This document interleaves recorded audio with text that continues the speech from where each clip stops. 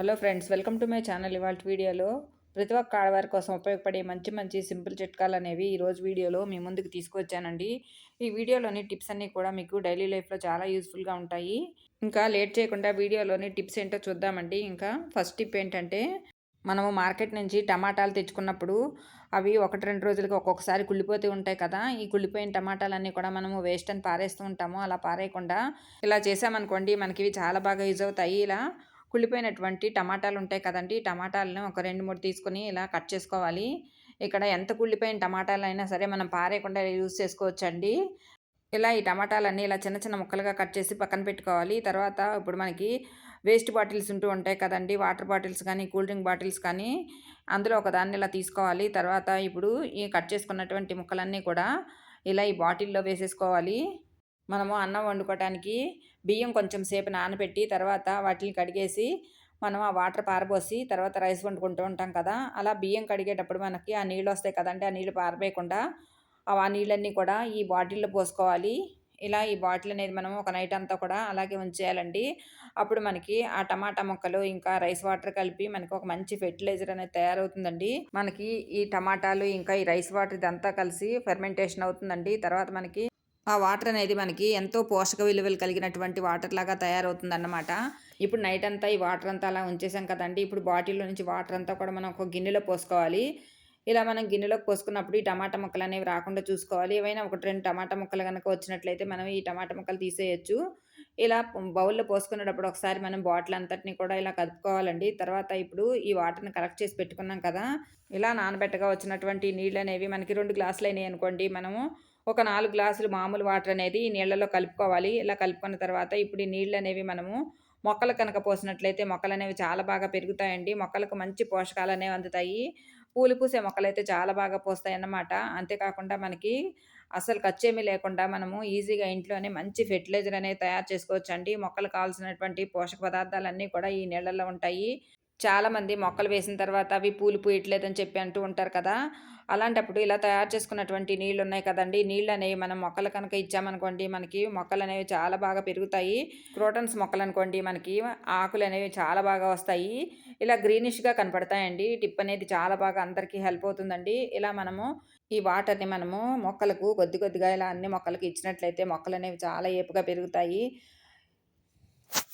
రూపాయి ఖర్చు లేకుండా ఇంట్లోనే ఈజీగా ఇలాగా మంచి ఫెర్టిలైజర్‌ని తయారు చేసుకోవచ్చు. ఈ సీజన్‌లో మనకి కమలా పళ్ళనేవి చాలా బాగా వస్తున్నాయి కదండీ! కమలా పళ్ళన్నీ కూడా మనం తిన్న తర్వాత పై తొక్కలన్నీ కూడా వేస్ట్ అని పారేస్తాం కదా.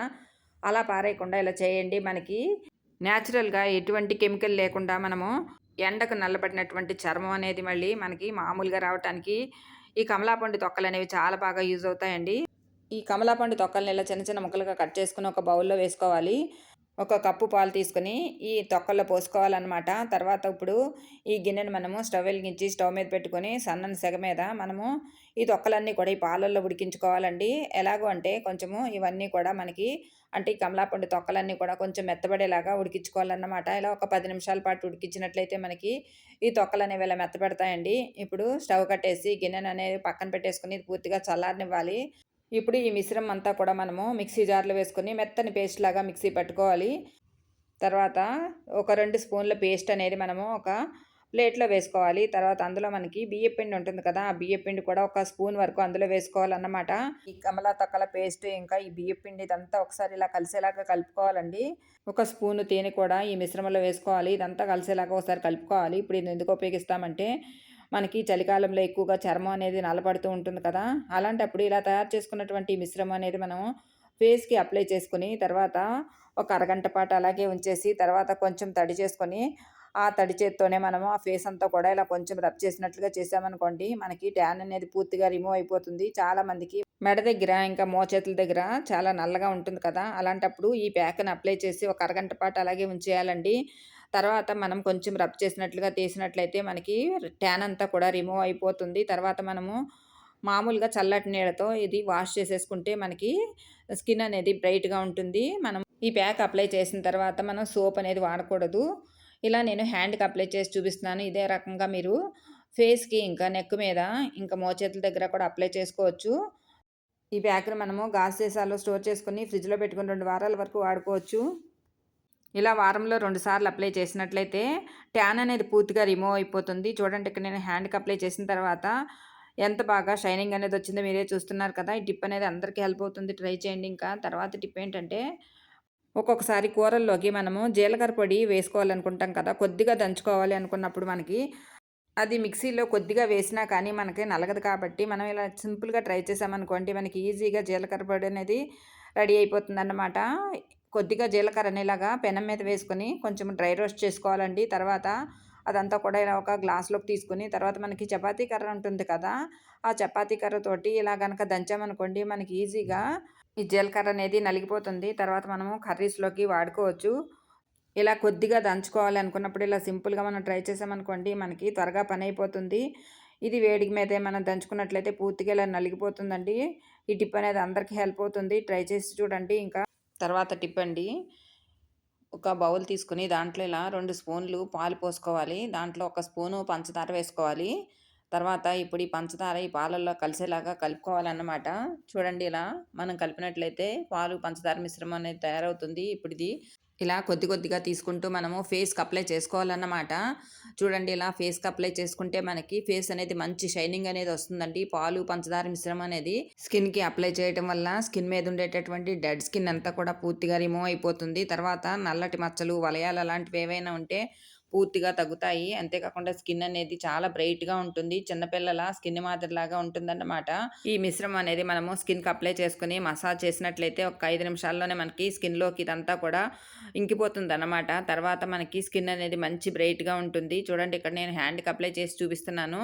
అలాగే మీరు ఫేస్‌కి ఇంకా బాడీకి అంతటికి కూడా అప్లై చేసుకోవచ్చు. ఇది మంచి మాయిశ్చరైజర్‌గా పనిచేస్తుంది. స్కిన్ అనేది మంచి బ్రైట్‌నెస్ రావటమే కాకుండా స్కిన్ అనేది మెరుస్తూ ఉంటుంది. టిప్ అనేది అందరికీ బాగా హెల్ప్ అవుతుంది. పాలనేవి మంచి మాయిశ్చరైజర్‌గా పనిచేస్తాయి. చలికాలంలో వచ్చే చర్మ సమస్యలన్నీ కూడా తగ్గుతాయి. ఇంకా తర్వాత టిప్ ఏంటంటే, ఒక స్పూను కొబ్బరి నూనెను ఇలా చేతిలోకి తీసుకోవాలి. తర్వాత మన దగ్గర రోజ్ వాటర్ ఉంటుంది కదండీ! ఆ రోజ్ వాటర్ కూడా ఒక స్పూను అదే కొబ్బరి నూనెలో ఇలా వేసుకోవాలి. ఇలా వేసుకున్నాం కదా! ఇప్పుడు 2 కూడా మనము వేలుతో ఇలా మొత్తం అంతా కూడా ఇలా రంగరించినట్లుగా చేసుకోవాలండి. ఇలా మనం ఒక 2 నిమిషాల పాటు చేసినట్లయితే మనకి మంచి మాయిశ్చరైజర్ అనేది తయారైపోతుందన్నమాట. చూడండి ఇలా చేస్తే మనకి 2 కూడా మిక్స్ అయిపోవటం వల్ల ఒక మంచి మాయిశ్చరైజర్ టెక్స్చర్ అనేది వస్తుంది కదా! ఇప్పుడు దీన్ని మనము స్నానం చేసిన వెంటనే మనము మొత్తం ఫుల్ బాడీకి అప్లై చేసుకోవచ్చు. లేదంటే మనకి ఎక్కడైతే అవసరం పడుతుందో ఆ ప్లేస్‌లో అప్లై చేసుకోవచ్చు. ఇలా హ్యాండ్స్‌కి, తర్వాత నెక్‌కి, ఫేస్‌కి అన్నిటికి కూడా అప్లై చేసుకోవచ్చు. ఇది మంచి మాయిశ్చరైజర్‌గా పనిచేస్తుందండి. స్నానం చేసి వచ్చిన వెంటనే కనుక ఇలా అప్లై చేసుకుంటే మనకి చర్మం అనేది పగలకుండా ఉంటుంది. ఈ చలికాలంలో చలి ఎక్కువగా ఉండటం వల్ల చాలా వరకు చర్మం అనేది పగిలిపోయి మనం చాలా ఇబ్బంది పడుతూ ఉంటాం కదా! బయట ఎక్కువ రేటు పెట్టి మాయిశ్చరైజర్‌లు కొనకుండా ఇలా సింపుల్‌గా మనము 2 వస్తువులతో మంచి మాయిశ్చరైజర్‌ని ఇంట్లోనే ఈజీగా తయారు చేసుకోవచ్చు. ఇలా తయారు చేసుకొని మనం ఒక బాటిల్‌లో పెట్టి స్టోర్ చేసుకొని కూడా మనం స్కిన్‌కి అప్లై చేసుకోవచ్చండి. చలికాలంలో వచ్చే సమస్యలే కాకుండా మనకేవైనా సరే ఒంటి మీద ర్యాషెస్ ఉన్నా కానీ పూర్తిగా ఈ మాయిశ్చరైజర్‌కనేది తగ్గుముఖం పడతాయి. టిప్ అనేది చాలా బాగా హెల్ప్ అవుతుంది. ట్రై చేయండి. ఇంకా తర్వాత టిప్ ఏంటంటే ఇలాంటి కొబ్బరి నూనె అయిపోయిన తర్వాత డబ్బాలనేవి వేస్ట్ అని పారేస్తాం కదా! అలా పారేయకుండా ఇలా చేసి చూడండి. మనకివి చాలా బాగా యూజ్ అవుతాయండి. చూడండి ఇక్కడ ఈ కొబ్బరి నూనె డబ్బాను సగానికి కట్ చేసుకొని, తర్వాత ఇలా వీడియోలో చూపిస్తున్నట్లుగా కొబ్బరి నూనె డబ్బాకి లోపల భాగం వరకు ఇలాగా 4 కటింగ్స్ వచ్చేలాగా ఇలా కట్ చేసుకోవాలండి. చూడండి ఇలా కట్ చేసుకున్నాం కదా! ఇప్పుడు ఇలా కొంచెం వీటిల్ని వెనక్కి వంచుకొని, మనము ఒక్కొక్క దాన్ని కూడా ఇలాగా కొంచెం పెటల్ షేప్ వచ్చేలాగా ఇలా కట్ చేసుకోవాలి. ఇలా 4 కూడా ఇలా కొంచెము పెటల్ షేప్ వచ్చేలాగా మనం కట్ చేసుకొని పెట్టుకోవాలన్నమాట. చూడండి ఇప్పుడు పైభాగం ఉంది కదా! ఇప్పుడు ఆ పైభాగాన్ని కూడా మనము ఇలాగే కట్ చేసుకోవాలి. ఇలా కట్ చేసుకున్నట్లయితే 2 ఫ్లవర్స్ మాదిరిలాగా మనకి తయారైపోతుందన్నమాట. ఇప్పుడు మనకి పైభాగం ఉంది కదా! ఆ పైభాగాన్ని ఇలా తీసుకొచ్చి కింది భాగంలో ఇన్సర్ట్ చేసుకోవాలండి. ఇప్పుడు ఇది మనకి ఒక ఫ్లవర్ వాజ్ మాదిరిలాగా తయారవుతుంది. ఇందులో మనము ఏవైనా సరే చిన్న చిన్న ఫ్లవర్స్ పెట్టుకొని మనము హాల్‌లో సెంటర్ టేబుల్ మీద ఫ్లవర్ వాజ్‌లాగా పెట్టుకుంటే మనకి చూడటానికి కూడా చాలా అందంగా ఉంటుంది. మనం ఇది కొబ్బరి నూనె బాటిల్‌తో ఇలా తయారు చేసి పెట్టుకున్నామని చెప్తే గాని ఎవరు నమ్మరండి. అంత బ్యూటిఫుల్‌గా ఉంటుంది. మనము పనికిరావని పారేసే వేస్ట్ బాటిల్స్ ఉంటాయి కదా! అలాంటి వాటిల్ని ఇలా యూజ్ చేసుకోవచ్చనమాట. ఫ్రెండ్స్ ప్లీజ్ ఒక చిన్న రిక్వెస్ట్ అండి. ఈ వీడియోలోని టిప్స్ మీకు నచ్చినట్లయితే ప్లీజ్ ఒక లైక్ చేయండి.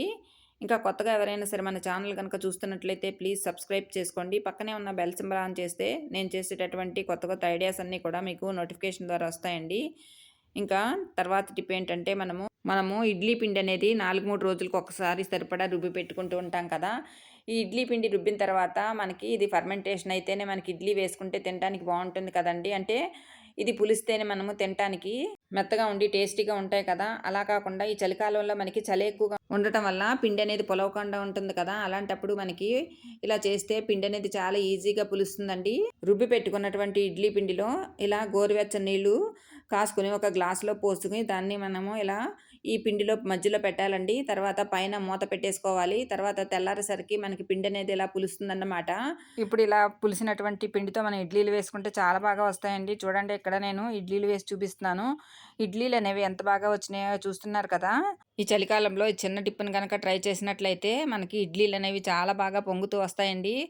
దూదిలాగా శుతిమెత్తగా కూడా ఉంటాయి. టిప్స్ అన్నీ కూడా మీకు నచ్చాయి అనుకుంటున్నానండి. మరికొన్ని కొత్త కొత్త ఐడియాలతో తర్వాత వీడియోలో మళ్ళీ కలుసుకుందామండి. Thank you for watching this video. Thank you.